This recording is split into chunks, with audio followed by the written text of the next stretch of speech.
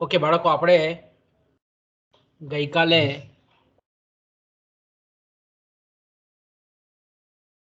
આપણું જે પેપર 17 છે એ 17માં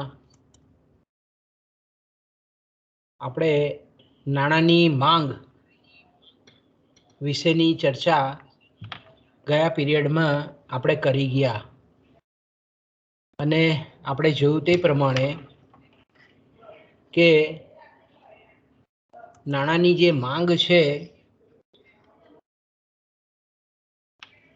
એ વ્યક્તિ કે કુટુંબની આવકનો જે ભાગ અલગ અલગ હેતુસર રોકડ સ્વરૂપમાં રાખવા માંગે છે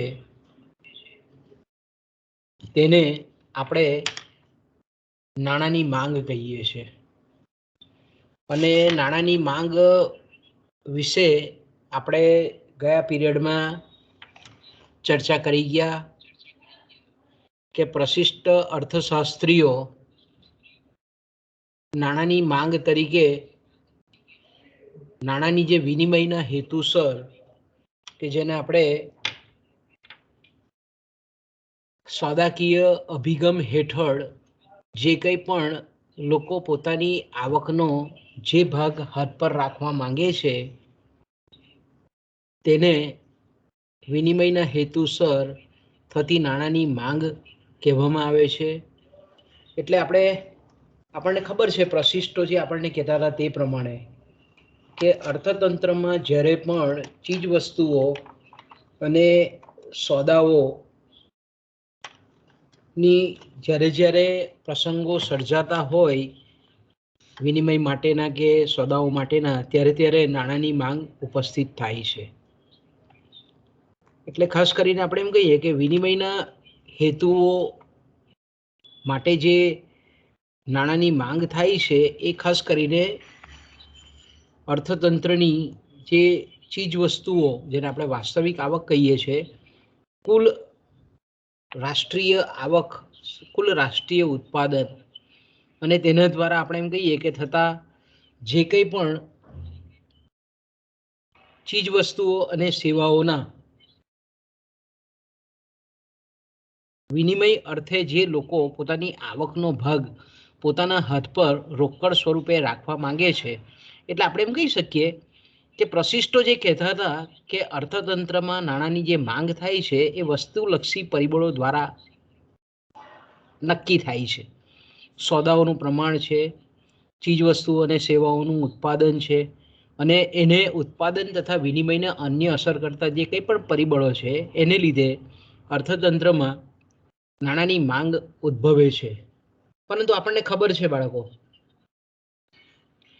કે નાણાંની માંગ જે છે સમયના ટૂંકા ગાળામાં પ્રશિષ્ટો જે કહેતા હોય છે તે કહેતા હતા તે કે નાણાંની માંગ સમયના ટૂંકા ગાળામાં સ્થિર રહેતી હોય છે.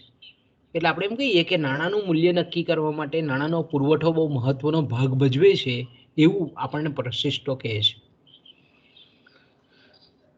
પ્રશિષ્ટોએ મેં કીધું તેમ કે નાણાંની માંગ એ નાણાંનું એક મહત્વનું જે કાર્ય છે વિનિમયના માધ્યમ તરીકેનું, એને લીધે જ નાણાંની માંગ થાય છે એવું એમનું કહેવું હતું. જ્યારે આપણે એમ કહીએ કે કેઇન્સ અથવા તો જેને આપણે આધુનિક દ્રષ્ટિબિંદુ કહીએ છીએ નાણાંની માંગ અંગેનું, એમાં આપણને ખબર છે તે પ્રમાણે કે અર્થતંત્રમાં નાણાંની જે માંગ થાય છે એની પાછળ ના 3 હેતુઓ છે: વિનિમયનો હેતુ, સાવચેતીનો હેતુ, સટ્ટાકીય હેતુ. આ 3 હેતુસર અર્થતંત્રમાં નાણાંની માંગ થાય છે એવું આપણને કેઇન્સ એટલે કે નાણાંની માંગ અંગેનો જે આધુનિક દ્રષ્ટિકોણ છે, આધુનિક મત છે, તે આપણને એવું દર્શાવે છે કે અર્થતંત્રમાં જે કંઈ પણ લોકો પોતાની આવકનો અમુક ભાગ જે રોકડ સ્વરૂપમાં રાખવા માંગે છે એની પાછળ વિનિમયનો હેતુ છે, સાવચેતીનો હેતુ છે અને સટ્ટાકીય હેતુસર. એટલે નાણાંનું એક જ અને માત્ર એક જ કાર્ય નથી વિનિમયના માધ્યમ તરીકેનું, પણ એક મહત્વનું જે કાર્ય છે મૂલ્ય સંચયનું, મૂલ્ય સંગ્રાહક તરીકેનું, એ મૂલ્ય સંચયના સાધન તરીકેના કાર્યને લીધે પણ અર્થતંત્રમાં નાણાંની માંગ થતી હોય છે એવું કેન્સ અને એના અનુયાયી અર્થશાસ્ત્રીઓ આપણને જણાવે છે. તો સામાન્ય રીતે આપણે એમ કહીએ કે વિનિમયના હેતુસર અને સાવચેતીના હેતુસર થતી જે નાણાંની માંગ છે તે ગઈકાલે આપણે જોઈ ગયા તે પ્રમાણે કે એક તો અર્થતંત્રમાં લોકોની જે આવક પ્રાપ્તિ અને ખર્ચ વચ્ચેનો જે ગાળો છે એ ગાળો એટલે કે જેને આપણે કહીએ છીએ કે સમયાંતર ખર્ચ અને આવક વચ્ચેનું એ જેટલું વધારે હોય તેટલું આપણે એમ કહીએ કેન્સના મતે નાણાંની માંગ અર્થતંત્રમાં વધે છે. આવક અને ખર્ચ વચ્ચેનો સમયાંતર ઓછો હોય તો આપણે એમ કહીએ કે નાણાંની માંગ એ ઓછી થાય છે. એ જ રીતે ગઈકાલે આપણે જોયું તે પ્રમાણે કે લોકોની જે આવક છે, વ્યક્તિને મળતી આવક છે, આવક જેટલી વધારે એટલી નાણાંની માંગ વધારે, આવક જેટલી ઓછી તેટલી નાણાંની માંગ ઓછી. એ જ રીતે અર્થતંત્રમાં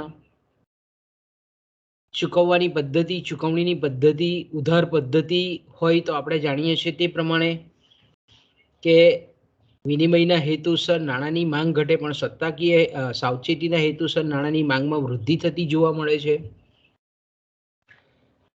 એ જ રીતે અર્થતંત્રમાં ઉત્પાદન કેટલું છે, સામાન્ય ભાવ સપાટી કેવી છે, રોજગારીનું પ્રમાણ કેટલું છે, રાષ્ટ્રીય આવકનું પ્રમાણ કેટલું છે, આ જેટલું પણ આપણે એમ કહીએ કે આ બધા જે પરિમાણો એ જો વધારે હોય, ઊંચા હોય તો સ્વાભાવિક છે કે વિનિમયના હેતુસર થતી રોકડ નાણાંની માંગ વધે છે. અને આ જો પરિબળો વિપરીત હોય તો આપણે કહી શકીએ કે નાણાંની માંગ ઓછી થાય છે. એ જ રીતે આપણે ગઈકાલે બીજો હેતુ પણ જોઈ ગયેલા, સાવચેતીના હેતુસર થતી નાણાંની માંગ. તો કે સાવચેતીના હેતુસર જે થતી નાણાંની માંગ છે તે પણ આપણને ખબર છે કે માણસ જ્યારે આપણે જાણીએ છીએ તે પ્રમાણે કે માણસનું જીવન અનિશ્ચિતતાઓથી ભરેલું છે. એટલે કે આપત્તિઓ સામે માણસ સંરક્ષણ મેળવવા માટે પોતાની આવકનો અમુક ભાગ એ રોકડ સ્વરૂપે હાથ પર રાખે છે. જેમ કે માંદગી છે, બેરોજગારી છે, અકસ્માત છે, કોઈ સારો માઠો પ્રસંગ છે, અણધારી આપત્તિઓ છે. આવા સંજોગોમાં વ્યક્તિ સંરક્ષણ મેળવી શકે, કોઈની પાસે હાથ લંબાવવો ન પડે એટલા માટે આપણે એમ જાણીએ છીએ તે પ્રમાણે કે પોતાની આવકનો અમુક ભાગ એ રોકડ સ્વરૂપમાં હાથ પર રાખવા માંગે છે. એ જ રીતે આપણે ઉત્પાદન એકમો પણ જાણીએ છીએ કે અર્થતંત્રમાં કોઈક આકસ્મિક કટોકટી આવે, ઓચિંતાની મંદી આવી જાય તો તેવા સંજોગોમાં આપણે એમ કહીએ કે આવા આકસ્મિક સંજોગોને પહોંચી વળવા માટે પણ પેઢી અથવા પેઢીના માલિકો સાવચેતીના હેતુસર એ અમુક રકમ રોકડ રાખે છે. એ ઉપરાંત ગઈકાલે આપણે એ પણ ચર્ચા કરી ગયા કે સાવચેતીના હેતુસર થતી જે નાણાંની માંગ છે એના પર માણસનો સ્વભાવ પણ અસર કરે છે કે બીકણ હોય, ચંચળ હોય, ગભરું હોય તો આવો માણસ વધારે રોકડ રકમ હાથ પર રાખે. જ્યારે એકદમ ગણતરીબાજ હોય, નિખાલસ હોય, ગંભીર હોય, આપણે કહીએ કે સાહસ વૃત્તિ ધરાવનાર વ્યક્તિ હોય તો તેવી વ્યક્તિઓ આપણે એમ કહીએ કે પોતાની આવકનો ઓછો ભાગ સાવચેતીના હેતુસર એ હાથ પર રાખે છે. ત્રીજો હેતુ પણ આપણે જોઈ ગયા આધુનિક દ્રષ્ટિકોણ પ્રમાણેનો, સટ્ટાકીય હેતુસર થતી નાણાંની માંગ. આપણે જોઈ ગયા તે પ્રમાણે કે ભવિષ્યમાં વ્યાજ વધવાની કે ઘટવાની ધારણા રાખવામાં આવે અને તેને પરિણામે રોકડ હાથ પર રાખવાની જે વૃત્તિ છે તેમાં જે વધઘટ થાય તેને કેન્સ સટ્ટાકીય હેતુ માટે થતી નાણાંની માંગ તરીકે ઓળખાવે છે. સટ્ટાકીય હેતુસર થતી જે નાણાંની માંગ છે એને અસર કરતું પરિબળ એ વ્યાજનો દર છે. આપણને કહી શકાય ગયા પીરિયડમાં આપણે જોઈ ગયા કે વ્યાજનો દર જો વધે તો તેવા સંજોગોમાં સટ્ટાકીય હેતુસર થતી નાણાંની માંગ છે તેમાં ઘટાડો થાય. એનાથી ઉલટું છે વ્યાજનો દર જો નીચો જાય તો સટ્ટાકીય હેતુસર થતી નાણાંની માંગ છે તે વધે છે. વ્યાજના દર અને જામીનગીરીઓના જે ભાવો છે તે વચ્ચે ઉલટો સંબંધ છે એવું પણ આપણને કેસે સમજાયું. અને લાસ્ટ ટાઈમ આપણે એ પણ જોઈ ગયા કે રોકડ પસંદગી, તરલતા પસંદગી દર્શાવતી જે રેખા છે એ નકારાત્મક ઢાળવાળી રેખા છે અને અમુક બિંદુએ પછી એ આપણે ગઈકાલે જોયું તે પ્રમાણે કે અમુક બિંદુ પછી એ એક્સ અક્ષને સમાંતર થઈ જાય છે. એ આપણે ગયા પીરિયડમાં એની ચર્ચા કરી ગયા છે. એટલે આપણે એમ કહીએ કે કેઇન્સે જે કંઈ પણ ચર્ચા કરી એનો જો સારાંશ જોઈએ તો વિનિમયના હેતુસર અને સાવચેતીના હેતુસર થતી જે નાણાંની માંગ છે એ આવકનું વિધેય પરિમાણ છે. જ્યારે સટ્ટાકીય હેતુસર થતી જે નાણાંની માંગ છે એ આપણે જાણીએ છીએ તે પ્રમાણે કે વ્યાજના દરનું એ વિધેય છે. તો બાળકો આટલી આપણે ગયા પીરિયડમાં ચર્ચા કરી ગયા છે. ત્યાર પછીનો જે આપણો ટોપિક છે એમાં જ નાણાંની માંગ અંગે મિલ્ટન ફ્રીડમેનના શું વિચારો હતા. એક ટૂંકનોંધમાં અથવા કે ઘણી વખત આપણે એમ કહીએ કે તમને ટૂંકા પ્રશ્નમાં પણ પૂછી શકે કોઈ વખત કે મિલ્ટન ફ્રીડમેનનો નાણાંની માંગ અંગે કેવો અભિપ્રાય હતો. તો મિલ્ટન ફ્રીડમેન આપણે જાણીએ છીએ કે અમેરિકાની શિકાગો યુનિવર્સિટીના બહુ નામાંકિત પ્રોફેસર હતા અને એમને નોબેલ પારિતોષિક પણ પ્રાપ્ત થયેલું હતું. તો મિલ્ટન ફ્રીડમેન એ ખૂબ ટૂંકમાં વિચારો છે. આપણે અહીંયા સિલેબસમાં એટલે થોડીક જ એની ચર્ચા કરીશું. મિલ્ટન ફ્રીડમેન એવું કહે છે કે નાણાંની માંગને અસર કરતા, નક્કી કરતા મુખ્ય 4 પરિબળો છે. પહેલું જે પરિબળ છે તે છે ભાવ સપાટી, જેને આપણે પ્રાઇસ લેવલ કહીએ છીએ. પછી બીજું જે પરિબળ છે એ છે અર્થતંત્રની વાસ્તવિક આવક. અહીંયા તમે જોઈ શકો છો અર્થતંત્રમાં વાસ્તવિક આવક અને ઉત્પાદનની સપાટી. ત્રીજું જે પરિબળ છે એ છે વ્યાજનો દર અને ચોથું જે પરિબળ છે એ છે ભાવ સપાટીની વૃદ્ધિનો દર. આ 4 પરિબળો જે છે તે ખાસ કરીને મિલ્ટન ફ્રીડમેનના કહેવા પ્રમાણે નાણાંની માંગને અસર કરતા પરિબળો છે. તો આપણને જે મિલ્ટન ફ્રીડમેન જે કહે છે કે આ પહેલા 2 પરિબળો જે છે ભાવ સપાટી અને અર્થતંત્રમાં વાસ્તવિક આવક અને ઉત્પાદનની સપાટી, એ આ 2 પરિબળો, પહેલા 2 પરિબળો જે છે તે નાણાંની માંગ સાથે સીધો સંબંધ ધરાવે છે. કેવો સંબંધ ધરાવે છે? નાણાંની માંગ સાથે સીધો સંબંધ ધરાવે છે. આ પહેલા 2 પરિબળો, ભાવ સપાટી અને અર્થતંત્રમાં વાસ્તવિક આવક અને ઉત્પાદનની સપાટી. જ્યારે આ 2 પરિબળો છે તે ઉલટો સંબંધ ધરાવે છે. એ ઉલટો સંબંધ આપણને જોવા મળે છે નાણાંની માંગ સાથે. તો અહીંયા આપણને મિલ્ટન ફ્રીડમેન કહે છે શું કે અર્થતંત્રમાં જ્યારે ભાવ સપાટીમાં વધારો થાય, ભાવ સપાટીમાં વધારો થાય એટલે અર્થતંત્રની મોટાભાગની જે ચીજ વસ્તુઓ અને સેવાઓ છે એના ભાવો જો વધતા હોય, ઊંચી ભાવ સપાટી પર હોય, તો તેવા સંજોગોમાં નાણાંની જે માંગ છે એ વધે છે. અને ભાવો જો આપણે એમ કહીએ કે ભાવ સપાટી જો અર્થતંત્રમાં નીચી જાય તો તેવા સંજોગોમાં આપણે એમ કહીએ કે નાણાંની માંગ છે તે ઘટવા પામે છે. એટલે આપણે એમ કહીએ કે બીજા અર્થમાં મિલ્ટન ફ્રીડમેન આપણને એવું કહે છે કે મોંઘવારી જો અર્થતંત્રમાં વધે તો લોકો રોકડ નાણાંની માંગ વધારે છે. અને જો મોંઘવારી હોય, એનાથી ઉલટું ભાવ સપાટી નીચી હોય, તો આપણે એમ કહીએ કે નાણાંની માંગ ઘટે છે. ભાવ સપાટી જો વધારે હોય તો નાણાંની માંગ વધે છે.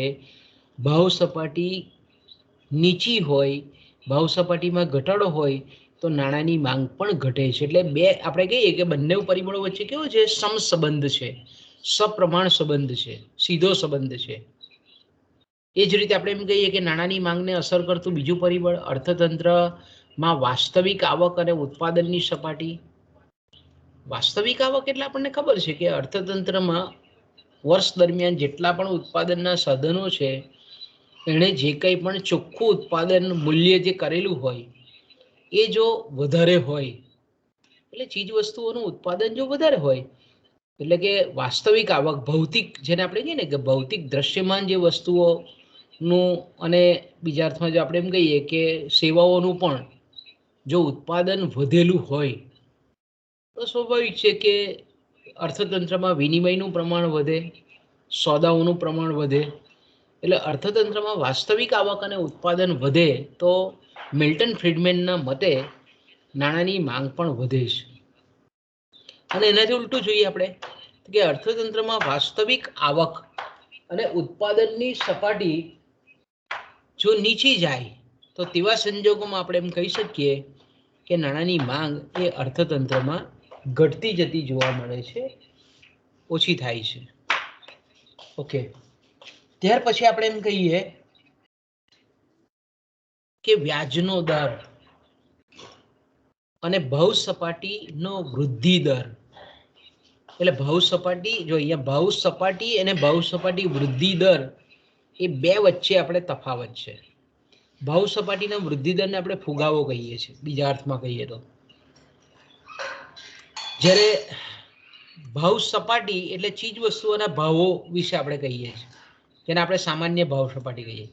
પણ ભાવ સપાટી આપેલા સમયગાળામાં, સમય બિંદુમાં જે કંઈ પણ તમામ ચીજ વસ્તુઓ અને સેવાઓના ભાવમાં જે વધારો થાય છે એને જે માપતો એકમ છે તેને આપણે ફુગાવાનો દર કહીએ છીએ.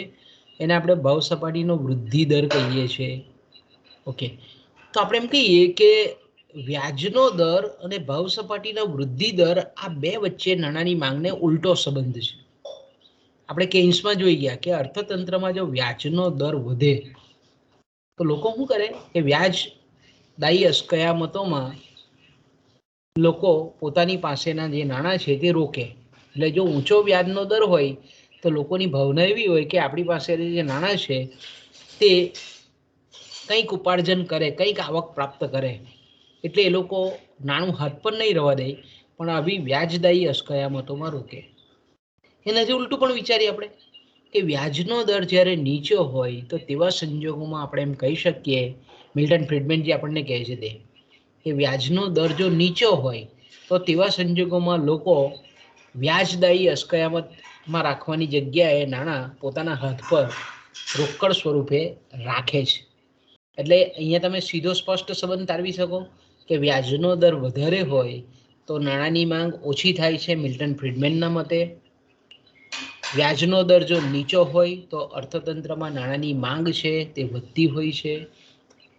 એ જ રીતે આપણે એમ કહીએ કે ભાવ સપાટીનો વૃદ્ધિ દર, કે જે સામાન્ય ભાવ સપાટી છે એમાં જો ઉત્તરોત્તર વધારો થતો હોય, દાખલા તરીકે આપણે જાણીએ છીએ તે પ્રમાણે કે ઘણા એવા વિશિષ્ટ સંજોગો હોય અર્થતંત્રમાં કે જેમાં સતત ભાવોમાં વૃદ્ધિ થતી દેખાતી હોય દરેક ચીજ વસ્તુઓના, તો આવી પરિસ્થિતિમાં લોકો એવું વિચારે કે હજુ પણ ભવિષ્યમાં ભાવો વધશે, તો તેવા સંજોગોમાં વધતા દરે એ વસ્તુઓ વધારે ખરીદતા હોય.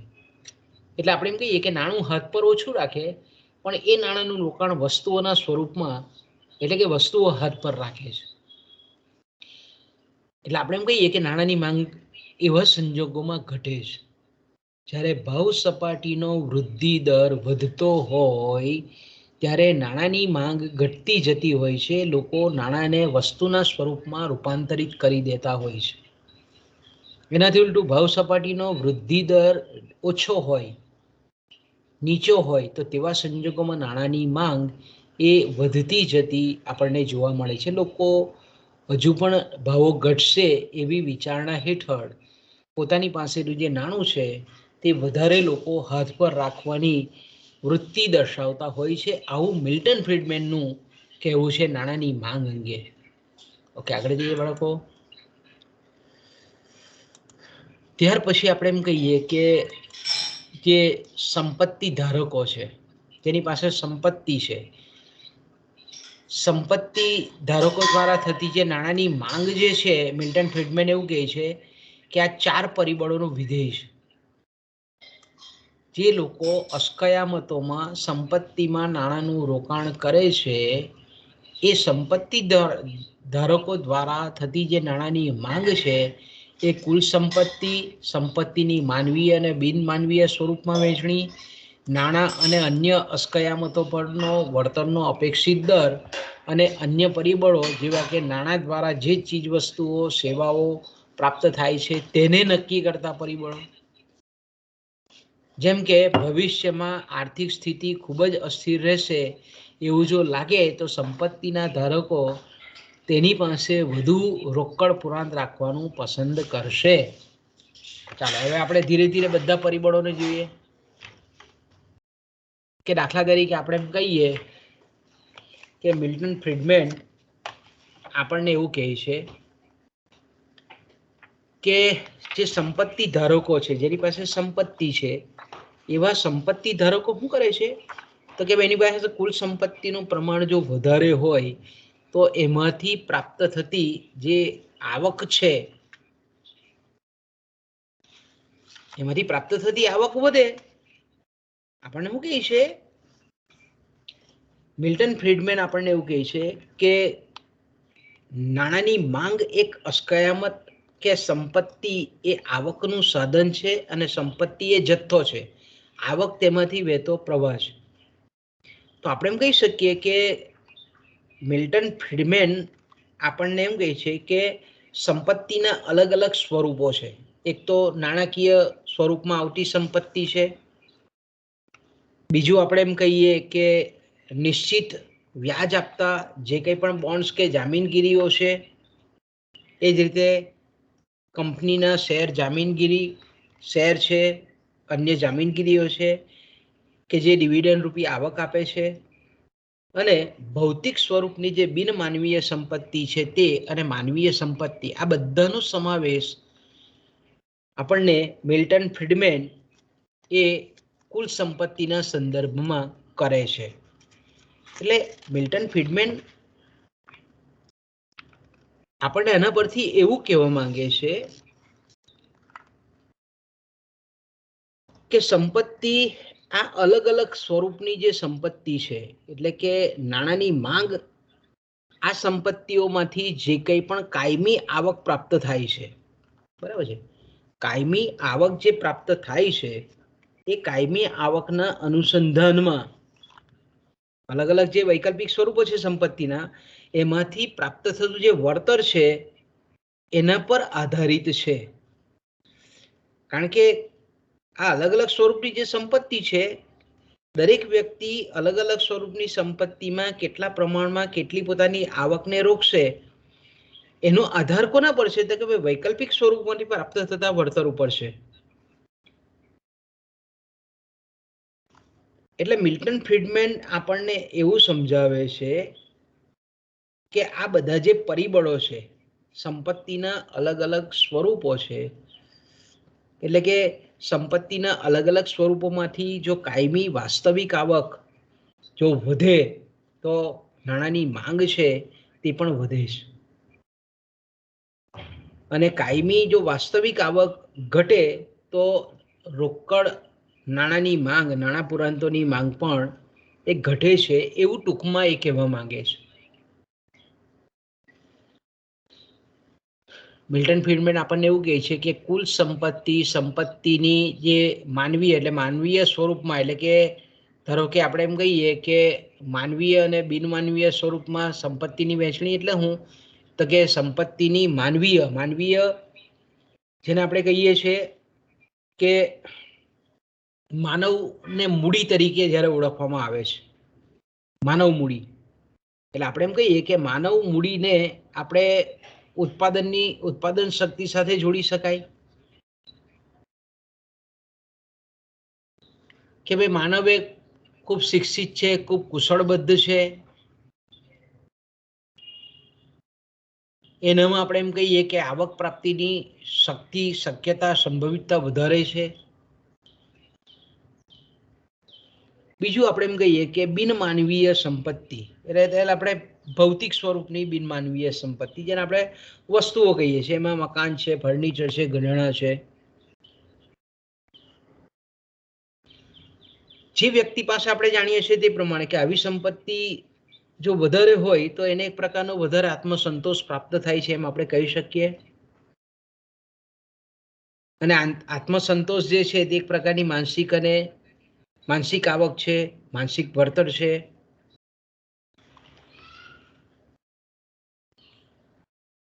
તો મિલ્ટન ફ્રીડમેન આપણને એવું કહે છે કે સંપત્તિની માનવીય અને બિનમાનવીય સ્વરૂપની જે વહેંચણી છે, આ બંનેનું સાપેક્ષ પ્રમાણ છે. આ બંને સાપેક્ષ પ્રમાણમાંથી કેટલું વળતર મળે છે અને એ વળતરને આધારે જે માનવી છે તે આપણે એમ કહીએ કે નાણું હાથ પર રાખવાનો પ્રયત્ન કરે છે. એ બંને પ્રકારની સંપત્તિ છે. એ બંને પ્રકારની સંપત્તિમાંથી પ્રાપ્ત થતો જે સાપેક્ષ વળતરનો દર છે એ નાણાંની માંગને અસર કરે છે.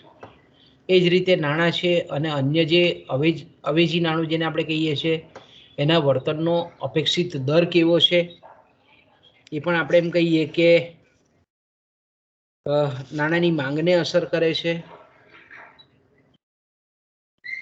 એટલે આપણે એમ કહીએ કે નાણું અને એનું અવેજી નાણું છે એ બે વચ્ચેમાંથી પ્રાપ્ત થનાર કેટલું સાપેક્ષ વળતર છે એ પ્રમાણે પણ નાણાંની માંગ થતી આપણને જોવા મળે છે, એવું મિલ્ટન ફ્રીડમેન કહે છે.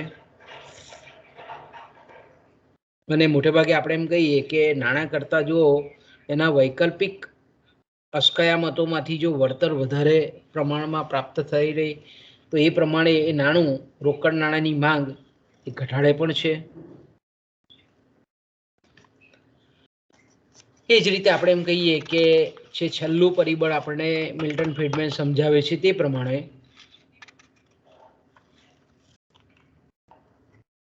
કે અન્ય પરિબળો કે નાણાં દ્વારા જેટલી પણ વસ્તુઓ, સેવાઓ પ્રાપ્ત થાય છે, એટલે કે નાણાંની જે ખરીદ શક્તિ છે એને જે નક્કી કરતા પરિબળો છે, દાખલા તરીકે ભવિષ્યમાં આર્થિક પરિસ્થિતિ જો અસ્થિર રહે એવું લાગે તો લોકો એવું વિચારે કે એટલે જે સંપત્તિ ધારકો છે તે નાણાંની માંગ એ વધારે છે. એટલે નાણાં દ્વારા જે કંઈ પણ વસ્તુઓ અને સેવાઓ પ્રાપ્ત થાય છે તેને અસર કરતા તેના નિર્ધારક જે પરિબળો છે એમાંનું દાખલા તરીકે એક પરિબળ છે, મેં કીધું તેમ કે ભવિષ્યમાં જો આર્થિક પરિસ્થિતિ વધારે ડામાડોળ થાય એવી છે, અસ્થિર થાય એવી છે, તો સંપત્તિ ધારકો એવું વિચારે કે પોતાની પાસે રોકડ નાણાંની માંગ એ વધારે રાખવાનું પસંદ કરે છે. ઓકે, ત્યાર પછીનો જે આપણો અહીંયા પહેલું જે આપણું ટોપિક છે નાણાંની માંગ એ પૂરો થાય છે. પરીક્ષામાં આપણે જાણીએ છીએ તે પ્રમાણે કે આ વખતે તમારે સેમ 6 વાળાને ઓફલાઈન પરીક્ષા કદાચ લેવાનું નક્કી કરેલું છે યુનિવર્સિટી અત્યારે તો એમાં આપણને 10 ટૂંકા પ્રશ્નો આપશે, તેમાંથી તમારે 5 કોઈ પણ લખવાના હોય છે. તો આ પ્રકરણને અંતે આપણે આ રીતે પ્રશ્ન પણ પૂછે કે નાણાંની માંગના હેતુઓ કયા કયા છે. બરાબર, આ રીતનો પ્રશ્ન જ્યારે તમને પૂછે તો નાણાંની માંગના હેતુઓ આપણે આગળ ચર્ચા કરી ગયા કે નાણું વિનિમયનું માધ્યમ છે, એટલે જ્યારે જ્યારે અર્થતંત્રમાં વિનિમય માટેના પ્રસંગો ઊભા થાય છે ત્યારે નાણાંની માંગ થાય છે. એ જ રીતે કેઇન્સે પણ કીધું તે પ્રમાણે કે નાણાંની માંગને અસર કરતા જે પરિબળો છે, નાણાંનું જે મૂલ્ય સંગ્રહ તરીકેનું સંગ્રાહક તરીકેનું કાર્ય છે, એને લીધે આપણે એમ કહીએ કે લોકો નાણાંની માંગ કરે છે. એટલે આપણે એમ કહીએ કે નાણાંને સંપત્તિ કે અસ્કયામતના સ્વરૂપમાં રાખી શકાય છે, તરલ સંપત્તિ છે. એટલે આપણે એમ કહીએ કે દરેક વ્યક્તિ એની આવકનો અમુક ભાગ રોકડ સ્વરૂપમાં કે રોકડ પુરાંતોમાં એ રાખતી હોય છે. તો આપણે એમ કહીએ કે કેઇન્સના મતે નાણાંની માંગ 3 હેતુસર થાય છે: વિનિમયનો હેતુ, સાવચેતીનો હેતુ અને સટ્ટાકીય હેતુ. તો આ રીતે તમારે બંને અભિગમ લખવા પડે. ઓકે, એ જ રીતે તમને બીજો પ્રશ્ન, ટૂંકો પ્રશ્ન આ રીતે પણ પૂછે કે કેમ્બ્રિજ અર્થશાસ્ત્રીઓના મત મુજબ નાણાંની માંગ એટલે શું? તો કેમ્બ્રિજ અર્થશાસ્ત્રીઓ એટલે જેને આપણે આધુનિક મત કહીએ છીએ, તે આધુનિક મત પ્રમાણે આપણને ખબર છે કે નાણાંની માંગ એટલે વિનિમયના હેતુ માટે જ નહીં, પરંતુ સાવચેતીના હેતુસર અને મૂલ્યના આપણે એમ કહીએ કે સટ્ટાકીય હેતુસર, ત્રણ હેતુસર અર્થતંત્રમાં નાણાંની માંગ થાય છે. વિનિમયનો હેતુ, સાવચેતીનો હેતુ, સટ્ટાકીય હેતુ.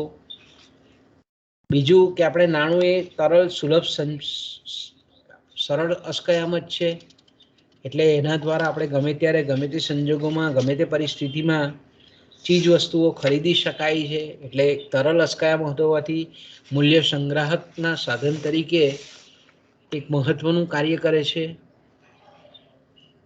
ઓકે, આ રીતે પણ તમે એનો જવાબ લખી શકો. એમાં ત્રણ હેતુઓ મેં કીધું તેમ વિનિમયનો હેતુ, સાવચેતીનો હેતુ, સટ્ટાકીય હેતુ. આ રીતે ટૂંકો પ્રશ્ન તમે લખી શકો. ઓકે, નાણાંની માંગ પ્રશિષ્ટ અર્થશાસ્ત્રીઓના મત મુજબ કેવી રીતે થાય છે, શા માટે થાય છે? તો આપણે આગળ ચર્ચા કરી ગયા છે, વિનિમયના હેતુસર. પછી એ રીતે પણ તમને પૂછે કે રોકડ પસંદગીની જાળ એટલે શું? કેન્સના મતે અથવા તો આધુનિક અર્થશાસ્ત્રીઓના મતે રોકડ પસંદગીની જાળ કોને કહેવાય? તો આપણને ખબર છે કે જ્યારે વ્યાજનો દર અતિશય નીચો જાય ત્યારે લોકો પોતાની જે આવક છે એ સંપૂર્ણ આવક પોતાની પાસે એ રોકડ સ્વરૂપમાં રાખે છે. એટલે જ્યારે આપણે એમ કહી શકીએ કે રોકડ પસંદગી દર્શાવતી જે રેખા છે તે ક્ષિતિજ ધરીને બરાબર સમાંતર થાય, એટલે કે સંપૂર્ણ વ્યાજ સાપેક્ષ થાય, તો તેવા સંજોગોમાં આપણે એમ કહીએ કે લોકો પોતાની આવકને પૂરેપૂરી 100% એ રોકડ સ્વરૂપમાં હાથ પર રાખવા માંગે છે. તો આ પરિસ્થિતિને આપણે કેન્સ રોકડ પસંદગીની જાળ તરીકે ઓળખાવે છે. ઓકે, તો આપણો પહેલું જે ટોપિક છે તે આ રીતે પૂરો થાય છે. ઓકે, આપણો બીજો જે ટોપિક છે એ છે નાણાંનો પુરવઠો. તો નાણાંનો જે પુરવઠો છે એમાં તમે મેં સ્ક્રીન પર મૂકેલું છે, જો નાણાંનો પુરવઠો, એનો અર્થ, એના ઘટકો, નાણાંના પુરવઠાને અસર કરતા પરિબળો, નાણાંના પુરવઠાનું બંધારણ, નાણાંના પુરવઠા વિશે વધુ વિચાર, ભારતમાં નાણાંના પુરવઠાના માંગ અંગેના વિવિધ અભિગમો, ભારતમાં નાણાંના પુરવઠાના વિવિધ ઘટકો, નાણાંના પુરવઠાના ઘટકોમાં થયેલા સાપેક્ષ ફેરફારો અને તેનું મહત્વ. ઓકે, ત્યાર પછીનો જે આપણો ટોપિક છે તે આ છે, એટલે આપણે એની શરૂઆત કરીએ. આપણે જોયું તે પ્રમાણે કે નાણાંનું મૂલ્ય નક્કી કરવામાં બે પરિબળો મહત્વનો ભાગ ભજવે છે. એક તો નાણાંની માંગ અને બીજું પરિબળ છે નાણાંનો પુરવઠો. નાણાંની માંગ વિશે આપણે ડિટેલમાં જોઈ ગયા. એટલે આપણે નાણાંનું મૂલ્ય એટલે આપણને ખબર છે નાણાંની ખરીદ શક્તિ. તો નાણાંની ખરીદ શક્તિ નક્કી કરવામાં નાણાંની માંગ જેટલું જ મહત્વનું પરિબળ નાણાંનો પુરવઠો છે. જો અર્થતંત્રમાં નાણાંની માંગ જો સ્થિર રહે ને નાણાંના પુરવઠામાં જો વધારો થાય તો સ્વાભાવિક રીતે આપણે એમ કહી શકીએ કે નાણાંના મૂલ્યમાં ઘટાડો થાય, લોકોની ખરીદ શક્તિમાં ઘટાડો થાય. બીજા અર્થમાં આપણે એમ કહીએ કે જો અર્થતંત્રમાં નાણાંની માંગ સ્થિર રહે અને નાણાંનો જો પુરવઠો ઘટે તો તેવા સંજોગોમાં આપણે એમ કહીએ કે નાણાંના મૂલ્યમાં વધારો થાય છે, એટલે કે ભાવ સપાટીમાં ઘટાડો થાય છે. ઓકે, આપણે આ ઘણી ચર્ચા આ બાબતમાં આગળના વર્ષોમાં કરી ગયા છે. તો જે રીતે મેં કીધું તેમ કે નાણાંની માંગનો આપણે અર્થ ડિટેલમાં જોયો, એ જ રીતે નાણાંના પુરવઠાને પણ જોઈએ. તો કે નાણાંનો પુરવઠો અમુક ચોક્કસ સમયના બિંદુએ નાણાંનો અર્થતંત્રમાં નિર્દેશ કરે છે. નાણાંનો પુરવઠો એટલે હું નાણાંના પુરવઠાનો મતલબ આપણે એ રીતે કરી શકીએ કે અર્થતંત્રમાં અમુક ચોક્કસ સમયના બિંદુએ, તો અહીંયા શબ્દ કયો વાપરીએ છીએ? ચોક્કસ સમયના બિંદુએ નાણાંના જથ્થાનો નિર્દેશ કરે છે. નાણાંના જથ્થાનો નિર્દેશ કરે છે કે જે વસ્તુઓ અને સેવાઓના, મતલબ શું થાય? જે વસ્તુઓ અને સેવાઓના વિનિમય માટે વપરાય છે. તો જ્યારે આપણે એક ચોક્કસ બિંદુની વાત કરતા હોઈએ ત્યારે અહીંયા આપણે એમ કહીએ કે એક પ્રવાહ તરીકે એને આપણે જોતા નથી. એને શું કરીએ છીએ? આપણે એક પ્રવાહ તરીકે એને જોતા નથી. હા, પણ એટલું ચોક્કસ છે કે આ નાણાંના જથ્થામાં જો પરિવર્તન આવે તો એ જે છે તે નાણાંનો પ્રવાહ તરીકે આપણે ઓળખાવી શકીએ. તો આપણને ખબર છે કે નાણાંનો પુરવઠો અર્થતંત્રમાં અમુક ચોક્કસ સમયે જે નાણાંનું પ્રમાણ છે એ દર્શાવે છે. એટલે કોઈ પણ અર્થતંત્રમાં અમુક ચોક્કસ સમયે નાણાંનો જે કુલ જથ્થો છે તેને આપણે નાણાંનો પુરવઠો કહીએ છીએ. લોકો પાસે નાણાંનો કુલ પુરવઠો કેટલો છે તે જાણવા માટે અર્થતંત્રમાં રહેલા જે ચલણી નાણું છે, જેને આપણે કાયદેસરનું નાણું કહીએ છીએ, તે અને બેંકમાં રહેલી જે કંઈ પણ ડિપોઝિટો છે એના પરથી આપણે નાણાંનું કુલ પરિમાણ એ જાણી શકીએ છીએ. ઓકે, સામાન્ય રીતે આપણે જ્યારે નાણાંનો જથ્થો એ શબ્દ વાપરીએ છીએ ત્યારે મોટે ભાગે અર્થતંત્રનો નાણાંનો જથ્થો નહીં, પણ પ્રજા પાસેના જે નાણાંના જથ્થા છે તેનો આપણે નિર્દેશ કરીએ છીએ, તે દર્શાવીએ છીએ આપણે. અને કારણ કે આપણને ખબર છે કે પ્રજા પાસેનો જે નાણાંનો જથ્થો છે એ અર્થતંત્રમાં રહેલા નાણાંના જથ્થા કરતાં હંમેશા કેવો હોય છે? ઓછો હોય છે. અર્થતંત્રમાં નાણાંનો જે જથ્થો છે તે કેવો હોય છે? તો કે વધારે હોય છે. જ્યારે અહીંયા આપણે એમ કહીએ કે પ્રજા પાસેનો જે નાણાંનો જથ્થો છે તે અર્થતંત્રમાં રહેલા નાણાંના જથ્થા કરતાં હંમેશા ઓછો હોય છે. અહીંયા જ્યારે આપણે પ્રજા શબ્દનો અર્થ કરીએ છીએ ત્યારે આપણે એમ કહીએ કે એમાં તમામ આર્થિક એકમોનો સમાવેશ થાય છે. એટલે વ્યક્તિ હોય, કંપની હોય, પેઢી હોય, એવી તમામ સંસ્થાઓ કે જેમાં સરકાર અને બેન્કિંગ તંત્રનો સમાવેશ ન થાય. જ્યારે આપણે અહીંયા પ્રજા શબ્દ વાપરીએ છીએ ત્યારે એનો મતલબ એવો કે દરેક આર્થિક ઘટકો, દરેક આર્થિક વ્યક્તિઓ, દરેક પેઢીઓ, દરેક કંપનીઓ, દરેક સંયુક્ત સાહસો, એવી તમામ સંસ્થાઓ કે જે નાણાંનું સર્જન ન કરતી હોય એવી તમામ સંસ્થાઓને આપણે પ્રજા શબ્દ તરીકે ઓળખાવીએ છીએ. ખાલી આપણે પ્રજામાં બે સંસ્થાનો સમાવેશ નથી કરતા. પહેલી છે સરકાર અને બીજું છે સમગ્ર બેન્કિંગ માળખું, સમગ્ર બેન્કિંગ તંત્ર. બેન્કિંગ તંત્ર એટલે જેટલી પણ વ્યાપારી બેન્કો અર્થતંત્રમાં છે તે, અને સરકાર કે જે નાણાંનું સર્જન કરે છે, નાણાંનો પુરવઠો પૂરો પાડે છે. એટલે આપણે એમ કહી શકીએ કે સરકાર એટલે તમામ પ્રકારની સરકારો, કેન્દ્ર અને રાજ્ય સરકારો તેમજ સ્થાનિક સ્વરાજની સરકારો, અને બેન્કિંગ તંત્ર એટલે તમામ પ્રકારની બેન્કો, એ પછી ખાનગી બેન્ક હોય, સહકારી બેન્ક હોય, કે રાષ્ટ્રીયકૃત બેન્ક હોય, જાહેર ક્ષેત્રની બેન્ક હોય, એવી તમામ બેન્કો કે જે પ્રજાની થાપણોનો સ્વીકાર કરે છે.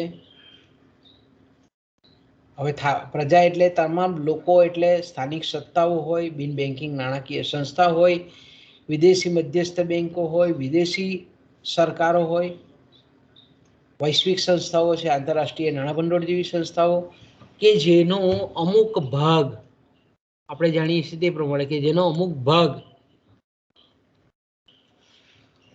મધ્યસ્થ બેંકમાં એટલે કે રિઝર્વ બેંક ઓફ ઇન્ડિયામાં થાપણના સ્વરૂપમાં રાખતી હોય, આ તમામનો સમાવેશ આપણે પ્રજામાં કરીએ છીએ. ઓકે, એટલે આપણે અહીંયા એવું કહેવા માંગીએ છીએ કે નાણાંના સર્જકો અને નાણાંના પુરવઠાકારો,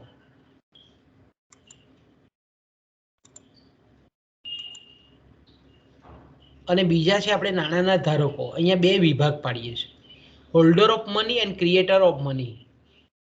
નાણાંના સર્જકો અથવા તો નાણાંના પુરવઠાકારો તેમજ નાણાંના ધારકો, જેને હોલ્ડર્સ ઓફ મની કહીએ આપણે, સોરી હા હોલ્ડર્સ ઓફ મની કહીએ છીએ, એને જુદા પાડીએ છીએ.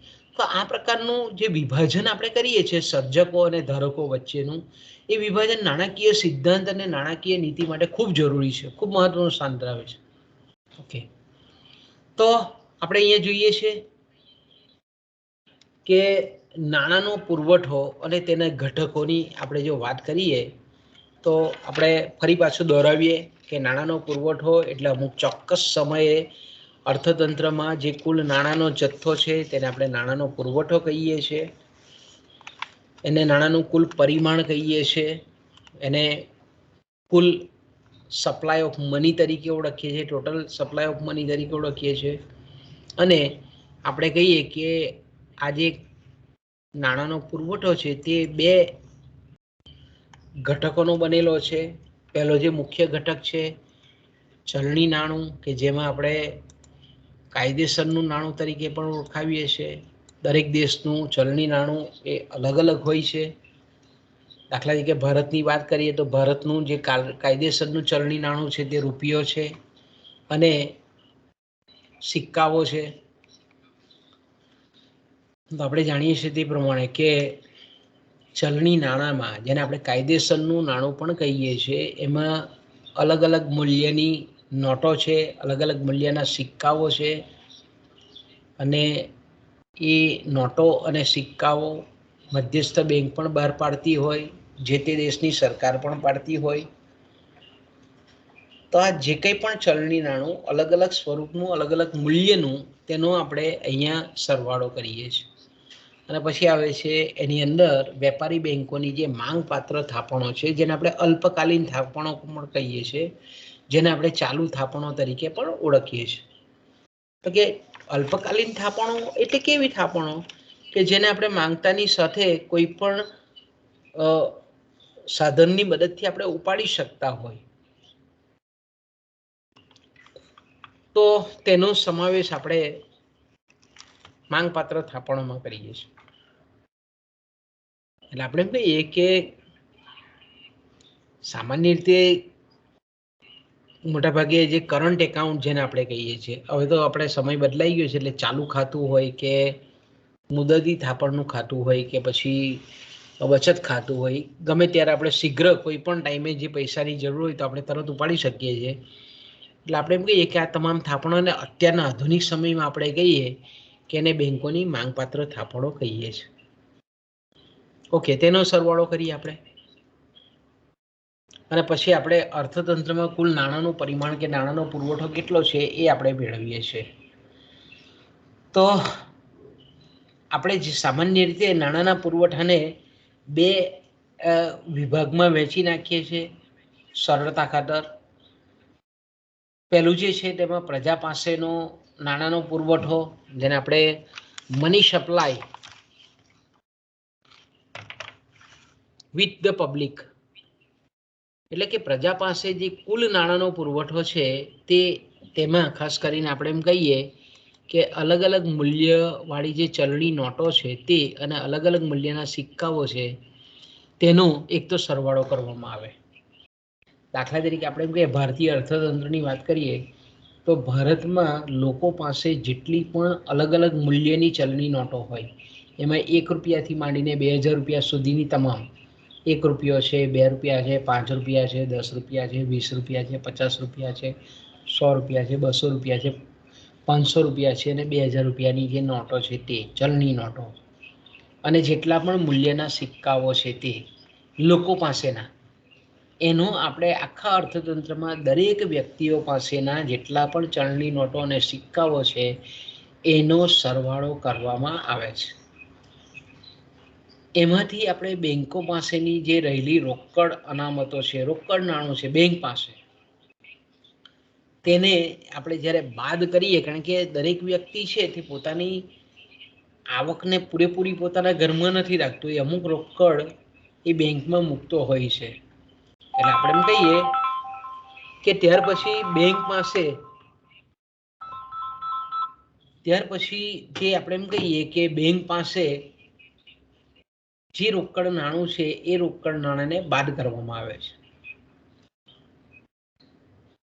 કારણ કે લોકો સરકાર જેટલી પણ સરકાર અથવા તો જે મધ્યસ્થ બેંક છે, રિઝર્વ બેંક છે, એ જેટલી પણ ચલણી નોટો બહાર પાડે એટલે બધી જ કંઈ લોકો પોતાના ઘરમાં નથી રહેવા દેતા રોકડ સ્વરૂપમાં, પણ એને થાપણના સ્વરૂપમાં, ડિપોઝિટના સ્વરૂપમાં બેંકમાં પણ મૂકતા હોય છે. એટલે આપણે એમ કહીએ કે લોકો પાસે, પ્રજા પાસે, સામાન્ય જન પાસે જે નાણાંનો કુલ જથ્થો છે, પુરવઠો છે, તે જાણવા માટે પહેલાં અર્થતંત્રમાં ફરતી જેટલી પણ ચલણી નોટો છે, સિક્કાઓ છે, એના કુલ આંકડામાંથી, કુલ પ્રમાણમાંથી બેંકો પાસે જે કંઈ પણ રોકડ છે એના પ્રમાણને બાદ કરવું પડે છે. અને ત્યાર પછી જ આપણે પબ્લિક પાસે, પ્રજા પાસેનો નાણાંનો પુરવઠો કેટલો છે તે આપણે જાણી શકીએ છીએ. ઓકે, ત્યાર પછી આવે છે વેપારી બેંકોની માંગપાત્ર થાપણો. વેપારી બેંકોની માંગપાત્ર થાપણો, જેને આપણે ડિમાન્ડ ડિપોઝિટ શબ્દ કોમર્શિયલ બેંક્સ કહીએ છીએ. તો કે વેપારી બેંકોની માંગપાત્ર થાપણો પણ એક આજના સમયમાં, આધુનિક સમયમાં નાણાંના પુરવઠાનો બહુ મહત્વનો ભાગ છે, અગત્યનો ભાગ છે. કારણ કે બેંક થાપણોને આજે આપણે નાણાં થાપણો તરીકે જ ગણીએ છીએ, કારણ કે આપણે એટીએમની મદદથી ક્રેડિટ કાર્ડ છે, ડેબિટ કાર્ડ છે, એક સ્લીપ છે, મોબાઈલ બેન્કિંગ છે, ઘણી બધી રીતે આપણે માંગતાની સાથેને ઉપાડી શકીએ છીએ. એટલે આપણે કેશ રાખીએ, હાથ પર રોકડ નાણું રાખીએ, અથવા તો આવી માંગતાની સાથે ઉપાડી શકાય એવી થાપણોના સ્વરૂપમાં નાણું રાખીએ, એ બે વચ્ચે તાત્વિક રીતે કોઈ બહુ ભેદ નથી. કારણ કે બેંકની અંદર આપણી જે ડિપોઝિટ છે તે આજે રોકડ નાણાં જેવું જ કામ કરે છે. કારણ કે આજે આપણે કોઈને પણ આપણે દેવાની ચૂકવણી કરવી હોય તો આપણે બેંકની જે આપણે બેંકનું ખાતું છે એ ખાતાનો આપણે ચેક આપીને કે અન્ય કોઈ પણ સાધનો દ્વારા એને આપણે હસ્તાંતરણ કરી શકીએ છીએ, એટલે સ્થાનાંતરણ કરી શકીએ છીએ. એક વ્યક્તિથી બીજા વ્યક્તિઓ સુધી આપણે જે કંઈ પણ ચૂકવણી કરવાની હોય તે ચૂકવણી સરળતાથી કરી શકીએ છીએ. એટલે આપણે એમ કહીએ કે નાણાંની જેમ જ, રોકડ નાણાંની જેમ જ આપણે બીજા જે કંઈ પણ બેંકના સાધનો છે એના દ્વારા આપણે વિનિમયના માધ્યમ તરીકેનું કાર્ય સરળતાથી કરી શકીએ છીએ. દેવાની ચૂકવણી પણ કરી શકીએ છીએ. એટલે આપણે એમ કહીએ કે ચાલુ ખાતાની જે થાપણો છે, બચત ખાતાની થાપણો છે, ઇવન અત્યારના આધુનિક સમયમાં આપણે કહીએ કે બાંધી મુદતની થાપણો છે, તેનો પણ સમાવેશ કરવામાં આવે છે. એટલે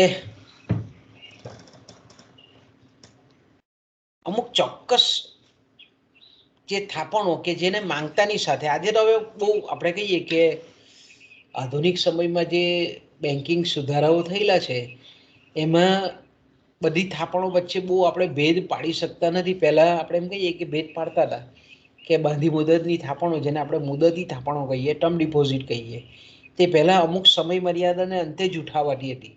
આજે તો આપણે જોઈએ છીએ કે બાંધી મુદતની થાપણોને જે આપણે મૂકેલી હોય અર્થતંત્રમાં, તો તેવા સંજોગોમાં આપણે એમ કહીએ કે ગમે ત્યારે ઉપાડી શકીએ છીએ. આપણે વ્યાજની જે આવક છે તે જતી કરવી પડે છે.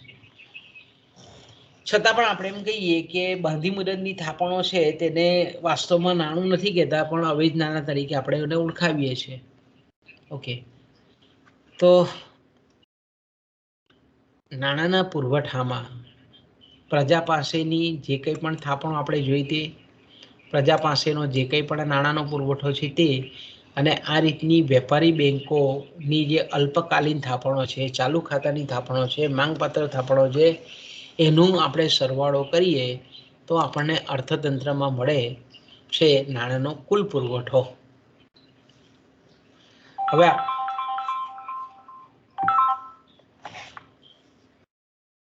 હા ચૌહાણ સાહેબ.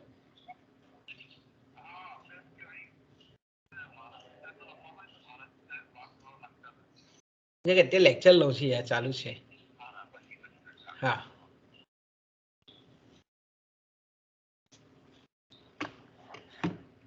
એટલે આપણે એમ કહીએ કે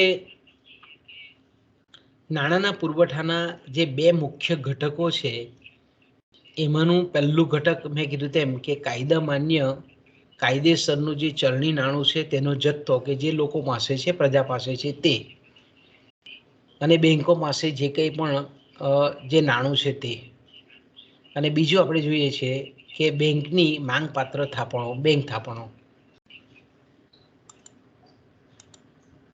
તો આપણે એમ કહીએ કે જે કાયદા માન્ય નાણાંનો જથ્થો છે એમાં ખાસ કરીને આપણે એમ કહીએ છીએ કે મધ્યસ્થ બેંક દ્વારા અથવા તો સરકાર દ્વારા જે કંઈ પણ બહાર પાડવામાં આવતું જે નાણું છે તેને આપણે કાયદેસરનું ચલણી નાણું કહીએ છીએ. ચલણી નાણું કે કાયદેસરનું જે નાણું છે તેનો સ્વીકાર લોકો એટલા માટે કરે છે કે એનો બંધારણીય પીઠબળ છે, કાયદાનું પીઠબળ છે.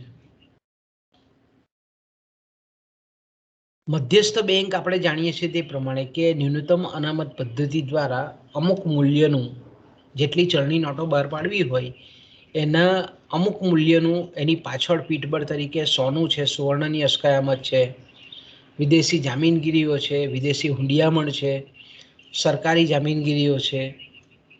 આવી જામીનગીરીઓ રાખીને પછી ચલણી નાણું બહાર પાડે છે. દાખલા તરીકે આપણે એમ કહીએ કે ભારતની જો વાત કરીએ આપણી, તો ભારતની મધ્યસ્થ બેંક છે તે કાયદેસરનું જે ચલણી નાણું બહાર પાડે છે. ભારતમાં આપણે જે ચલણી નાણું બહાર પાડવાની પ્રથા છે તેમાં મોટે ભાગે ભારત સરકાર, જેને આપણે યુનિયન ગવર્મેન્ટ કહીએ છીએ, ગવર્મેન્ટ ઓફ ઇન્ડિયા કહીએ છીએ, એ મોટે ભાગે 1 રૂપિયાની નોટ અને તમામ પ્રકારના જે ચલણી સિક્કાઓ છે તે ધાતુના જેટલા પણ સિક્કાઓ છે તે બહાર પાડે કોણ છે? તો કે ભારત સરકારનું જે ફાઇનાન્સ ડિપાર્ટમેન્ટ છે, નાણાં ખાતું છે, તે બહાર પાડે છે. ઓકે, ત્યાર પછી આપણે એમ કહીએ કે 1 રૂપિયાથી વધારે મૂલ્ય ધરાવતી જે નોટો છે તે 1 રૂપિયા સિવાયની જેટલી પણ નોટો છે, 2 રૂપિયાથી માંડીને 5 રૂપિયા, 10 રૂપિયા, 20 રૂપિયા, 50 રૂપિયા, 100 રૂપિયા, 500 રૂપિયા અને 2000 રૂપિયાની જેટલી પણ નોટો છે એ નોટો મધ્યસ્થ બેંક પાડે છે. એટલે કે ભારતની જે રિઝર્વ બેંક ઓફ ઇન્ડિયા છે એ આ તમામ પ્રકારની નોટો બહાર પાડે છે. ઓકે, તો અહીંયા તમને પરીક્ષામાં પ્રશ્ન પૂછે કે 1 રૂપિયાની નોટ બહાર પાડતી ભારતમાં કોણ બહાર પાડે છે? તો આપણે તરત સ્ટ્રાઇક જેવી જોઈએ કે ભારત સરકાર બહાર પાડે છે. તમામ મૂલ્યના સિક્કાઓ એ કોણ બહાર પાડે છે? તો કે આપણે તરત કહી શકીએ કે ભારત સરકાર, અને ભારત સરકારનું નાણાં ખાતું બહાર પાડે છે. બીજો પ્રશ્ન ટૂંકો એ પણ નીકળે કે 2 રૂપિયા કે તેનાથી વધારે મૂલ્ય ધરાવતી જે તમામ નોટો છે ભારતમાં, ચલણી નોટો છે, તે બહાર પાડવાનો ઇજારો કોનો છે? તો આપણને તરત સ્ટ્રાઇક જેવી જોઈએ કે રિઝર્વ બેંક ઓફ ઇન્ડિયાનો ઇજારો છે. ઓકે, બીજું જે આપણે એમ કહીએ કે નાણાંના પુરવઠાનું જે ઘટક છે એ છે બેંક નાણું કે બેંક થાપણો. નાણાંના પુરવઠાનું બીજું ઘટક જે છે તેને આપણે બેંક થાપણો કહીએ છીએ. બેંક થાપણો પણ કાયદેસરના નાણાંની જેમ જ વર્તે છે. બેંક થાપણોનો આધાર જે છે, એનો બેઝ જે છે, પાયો છે, તે કાયદા માન્ય નાણું છે.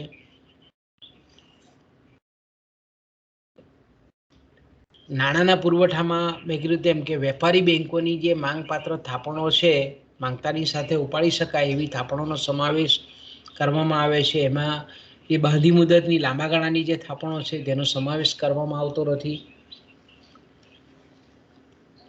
તો આપણે એક સિમ્પલ ઉદાહરણ તમે સ્ક્રીન પર જોઈ શકો છો બાળકો, કે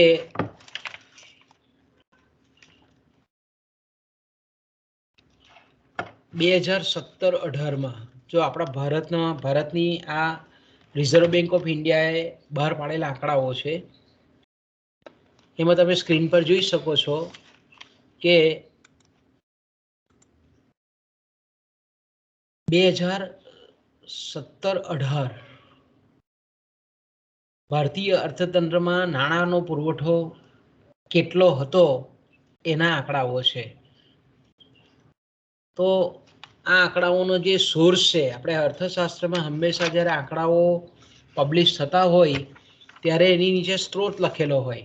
તો આ જે સ્ત્રોત છે તે રિઝર્વ બેંક ઓફ ઇન્ડિયા દર વર્ષે જે બુલેટિન બહાર પાડે છે, એ મે 2018માં પાડેલું જે બુલેટિન છે એના 130મા પાના પર આ આખા આંકડાઓ આપેલા છે.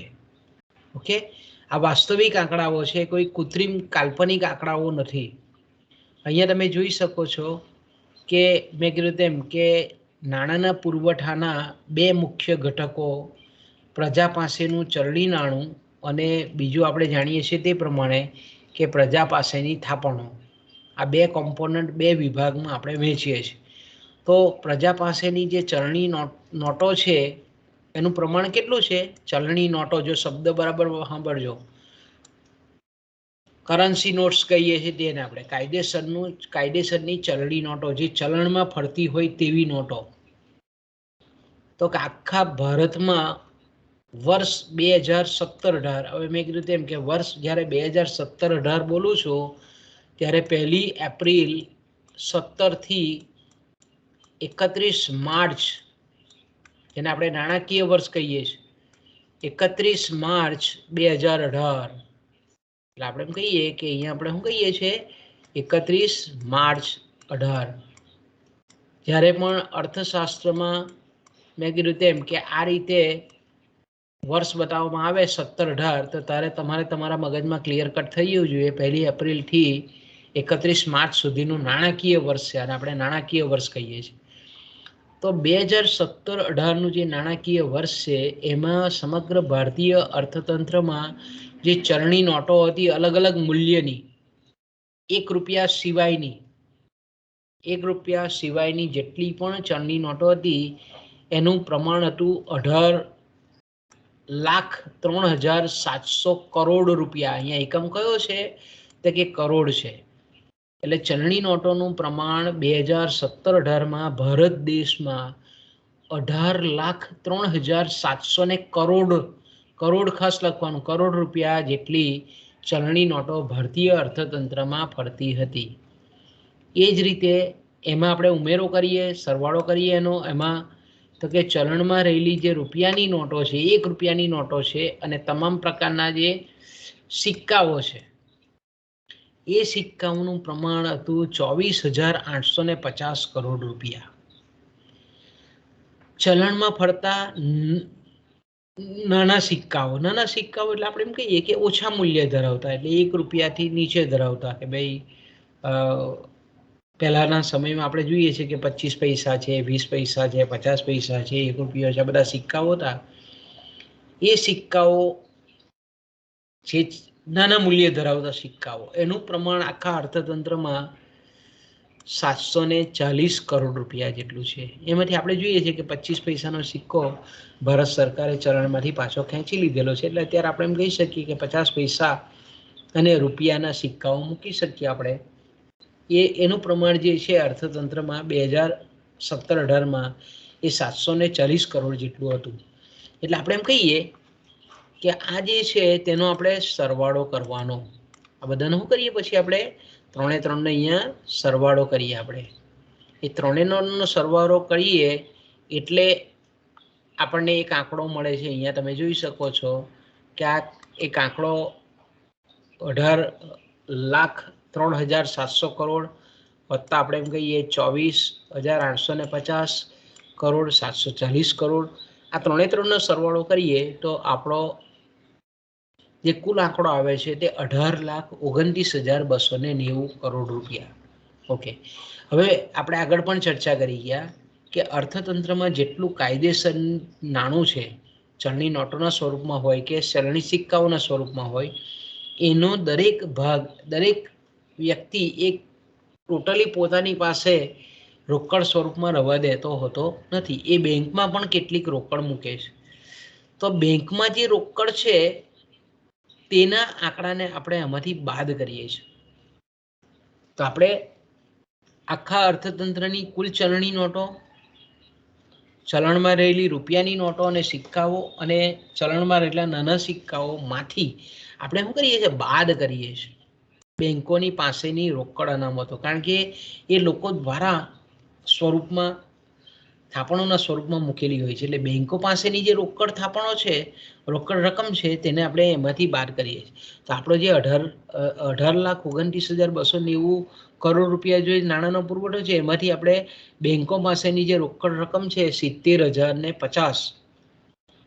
70,050 કરોડ રૂપિયાની બેંકો પાસેની, તમામ બેંકો, જો અહીંયા બેંકો શબ્દ આવે એટલે રાષ્ટ્રીયકૃત બેંકો પણ આવે, ખાનગી બેંકો પણ આવે, સહકારી બેંકો પણ આવે, ગ્રામીણ બેંકો પણ આવે, જેટલી પણ આખા અર્થતંત્રમાં બેંકો છે એની પાસેની જેટલી પણ રોકડ શિલક છે તે રોકડ રકમ છે તે એનો આંકડાને બાદ કરવામાં આવે છે તો આપણને મળે છે પ્રજા પાસેનું કુલ ચલણી નાણું, પ્રજા પાસેનું કુલ કાયદેસરનું નાણું.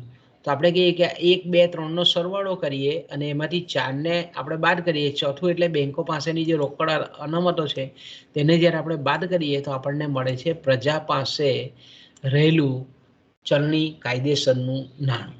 તો અહીંયા આપણા 2017-18 એટલે કે 31 માર્ચ 2018ના અંતે કુલ જે પ્રજા પાસેનું ચલણી નાણું છે તે 17,59,240 કરોડ રૂપિયા જેટલું છે. આગળ જઈએ. એ જ રીતે આપણે એમ કહીએ કે પ્રજા પાસેની થાપણો, તો કે પ્રજા પાસેની થાપણોમાં આપણે એમ કહીએ કે બેંકોની ચોખ્ખી માંગપાત્ર થાપણો, એટલે કે બેંકો પાસે લોકો દ્વારા જે કંઈ પણ અલગ અલગ ખાતાઓમાં, એમાં ખાસ કરીને બાંધી મુદતનું ખાતું છે તેને આપણે અહીંયા એનો સમાવેશ નથી કરતા, પણ ચાલુ ખાતાની જે થાપણો છે કે માંગતાની સાથે ઉપાડી શકાય એવી થાપણો છે એનું પ્રમાણ આખા ભારતીય અર્થતંત્રમાં 14,92,180 કરોડ રૂપિયા જેટલી હતી. બેંકોમાં મૂકેલી થાપણો કે જેને લોકો માંગતાની સાથે ઉપાડી શકે એવી થાપણો, તો એ કેટલી હતી? 14,92,180. નાણાંના પુરવઠામાં આપણે એમ કહીએ કે થાપણોના સ્વરૂપમાં જે નાણું છે તેનો પણ બહુ મોટો આંકડો આપણી સમક્ષ દેખાય છે. 31 માર્ચ 2018ને દિવસે આપણે જોઈએ તો ઓકે. પછી આવે છે મધ્યસ્થ બેંક પાસેની અન્ય થાપણો. મધ્યસ્થ બેંક પાસેની જે કંઈ પણ બીજી થાપણો છે, દાખલા તરીકે આપણે મૂકી શકીએ કે અલગ અલગ સંસ્થાઓએ જે કંઈ પણ થાપણો બેંકની અંદર મૂકેલી હોય અલગ અલગ સ્વરૂપની, દાખલા તરીકે આપણે કહીએ કે આઈડીએફસી છે, આઈડીબીઆઈ છે, એસએફસી છે, પછી મ્યુચ્યુઅલ ફંડની કેટલીક થાપણો હોય, અમુક જે થાપણો હોય અલગ પ્રકારની કે જે મધ્યસ્થ બેંક પાસે રહેલી થાપણો છે એ થાપણોને આપણે અહીંયા ઉમેરીએ છીએ. બેંકોની માંગપાત્ર થાપણોની સાથે આવી થાપણોને આપણે ઉમેરીએ છીએ. 23,910 કરોડ જેટલી થાપણો હતી. તો આ બંનેનો સરવાળો કરીએ તો આપણે પ્રજા પાસેની થાપણો મળે. ઓકે. તો પ્રજા પાસેની, પ્રજા કે જે બેંક થ્રુએ પોતાનો હોલ્ડ થાપણો પર ધરાવી શકતી હોય એવી થાપણોનું કુલ પ્રમાણ એ 15,16,090 કરોડનું છે. તો આપણે આગળના પેજ પર જોઈ ગયા કે પ્રજા પાસેનું ચલણી નાણું એ તમે અહીંયા જોઈ શકો છો કે 17,59,240 કરોડ છે, જ્યારે થાપણોના સ્વરૂપમાં જોઈએ તો 15,16,090 છે. આ બંનેનો સરવાળો જ્યારે આપણે કરીએ તો આપણને મળે છે અર્થતંત્રમાં પ્રજા પાસેનો કુલ પુરવઠો એ કેટલો હતો? તો કે 32,75,330 કરોડનો નાણાંનો પુરવઠો પ્રજા પાસે. શબ્દ અહીંયા કયું છે? પ્રજા. પ્રજાનું સ્પષ્ટીકરણ આપણે આગળ કરી ગયા. પબ્લિક જેને આપણે કહીએ છીએ. પ્રજા એટલે સરકાર અને સમગ્ર બેન્કિંગ માળખા સિવાયની તમામ સંસ્થાઓ, જેને આપણે નાણાંના ધારકો કહીએ છીએ, નાણાં પુરવઠાના ધારકો કહીએ છીએ, અને પેલાને આપણે નાણાં સર્જકો કહીએ છીએ. તો અહીંયા આપણે એમ કહીએ કે નાણાંના ધારકો જે છે તેની પાસેનો જે કુલ પુરવઠો છે નાણાંનો એ 32,32,330 કરોડ રૂપિયાનો છે. બીજું આપણે એમ કહીએ કે આજે આપણે જોયું તે પ્રમાણે કે કાયદેસરનું ચલણી નાણું અને બેંક નાણું, આનો આપણે સરવાળો કરીએ તો આપણને આ નાણાંનો પુરવઠો પ્રાપ્ત થાય. પણ બેંક નાણું અને કાયદેસરનું જે ચલણી નાણું છે એનો ચલણ વેગ કેટલો છે એ પણ નાણાંના પુરવઠાને નક્કી કરતું એક બહુ મહત્વનું પરિબળ છે. જો આપણે એમ કહીએ કે રોકડ નાણું અને નાણાંના તમામ એકમો જો અર્થતંત્રમાં એક હાથમાંથી બીજા હાથમાં જો ઝડપથી ફરતા હોય તો તેવા સંજોગોમાં આપણે એમ કહીએ કે નાણાંનો જે પુરવઠો છે તે આના કરતાં પણ થોડોક વધારે આપણને મળે, અને જો ઓછો હોય તો આપણે એમ કહીએ કે અર્થતંત્રમાં નાણાંનો પુરવઠો એ આટલો છે એમ કહી શકીએ, 32,35,330 કરોડ. તો આપણે એમ કહીએ કે નાણાંના પુરવઠાને માપવા માટે નાણાંના ચલણ વેગને, એ બેંક નાણાંનો ચલણ વેગ હોય કે કાયદેસરનો ચલણી નાણાંનો ચલણ વેગ હોય, તેને પણ આપણે ધ્યાનમાં લેવું પડે. તો આપણે વાસ્તવિકમાં સાચા અર્થે એક સમય બિંદુએ અથવા તો સમયગાળા દરમિયાન નાણાંનો પુરવઠો કેટલો છે તે માપી શકીએ છે. તો બાળકો અહીંયાથી આપણે વિરામ લઈએ. અહીંયા આપણો જે લેક્ચર છે તેને પૂર્ણ કરીએ.